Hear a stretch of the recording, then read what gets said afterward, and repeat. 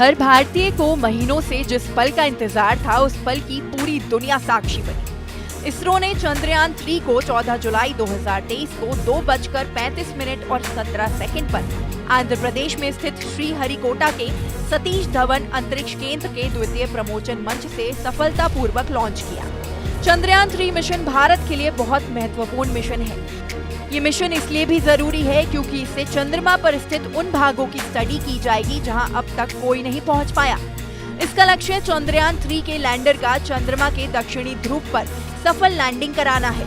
Reports के मुताबिक चंद्रयान 3 40 से 50 दिन की यात्रा के बाद चांद पर लैंड कर सकता है। इसरो का मानना है कि 23 अगस्त की शाम को ऐसा हो सकता है। गौरतलब है कि चंद्रयान 3 को LVM-3M4 रॉकेट की मदद से लॉन्च किया गया है। इस बार चंद्रयान 3 के साथ लैंडर और रोवर तो भेजे गए हैं, लेकिन ऑर्बिटर नहीं भेजा गया। दरअसल चंद्रयान 2 का ऑर्बिटर अभी तक सही से काम कर रहा है। बहुत लोगों के मन में ये सवाल होगा कि लॉन्चिंग के बाद अब आने वाले दिनों में चंद्रयान 3 के साथ क्या-क्या होने वाला है, क्या प्रक्रिया रहेगी।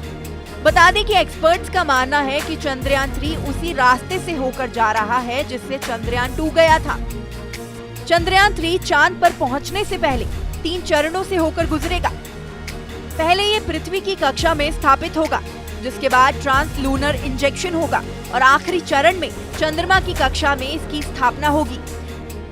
जब ये 3 चरण सफलतापूर्वक पूरे हो जाएंगे, उसके बाद प्रोपल्शन मॉडल और लैंडर अलग हो जाएंगे, जिसके बाद लैंडिंग का प्रयास होगा। जानकारी है कि रॉकेट बूस्टर के साथ लॉन्चिंग के बाद शुरुआत में चंद्रयान 3 की रफ्तार 1627 किलोमीटर प्रति घंटा थी, जिसके 108 सेकंड बाद यानी जब चंद्रयान 3 45 किलोमीटर की ऊंचाई पर था, तब लिक्विड इंजन के शुरू होते ही इसने 6737 किलोमीटर प्रति घंटा की रफ्तार पकड़ी और जब ये 62 किलोमीटर की ऊंचाई पर पहुंचा तो ये रॉकेट बूस्टर से अलग हो गया। ऐसा होने के साथ ही इसकी रफ्तार 7000 किलोमीटर प्रति घंटा हो गई। इसके बाद क्या क्या हुआ वो भी जानेंगे। बता दें कि लगभग 92 किलोमीटर की ऊंचाई पर चंद्रयान 3 से हीट शील्ड अलग हो गई थी। 115 किलोमीटर की ऊंचाई पर इससे लिक्विड इंजन अलग हुए। यहीं से क्रायोजेनिक इंजन ने अपना काम शुरू किया और इसकी रफ्तार 36,968 किलोमीटर प्रति घंटा हो गई। अब जैसे ही अर्थ की ऑर्बिट में स्थापित होगा, ये चक्कर लगाएगा और काफी तेज रफ्तार के साथ चांद की ऑर्बिट में इंजेक्ट हो जाएगा। ये 4 चक्र पूरे करने के बाद चंद्रमा के और करीब पहुंच जाएगा।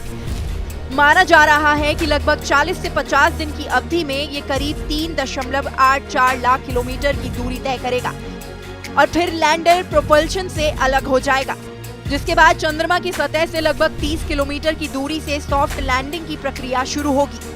बताया जा रहा है कि इसकी सही टाइमिंग की गणना की जा चुकी है। इस टॉपिक पर आपका क्या कहना है, हमें कमेंट सेक्शन में बताएं। साथ ही इस वीडियो को शेयर करना ना भूलें।